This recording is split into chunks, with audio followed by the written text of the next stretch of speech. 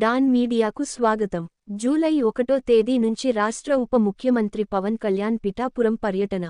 ఆంధ్రప్రదేశ్ రాష్ట్ర ఉప ముఖ్యమంత్రి పవన్ కళ్యాణ్ జూలై 1వ తేదీ నుంచి తన పిఠాపురం నియోజకవర్గంలో పర్యటించనున్నారు.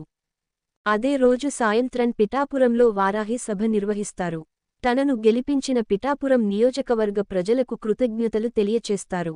3 రోజులపాటు పిఠాపురంతో పాటు ఉమ్మడి తూర్పు గోదావరి జిల్లాలో పలు అధికారిక కార్యక్రమాలలో పాల్గొంటారు.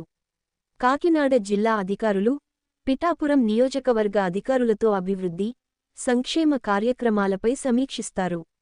పిఠాపురం నియోజకవర్గ అభివృద్ధి, మౌలిక సదుపాయాల కల్పనపై ప్రత్యేకంగా సమావేశం కావాలని నిర్ణయించారు.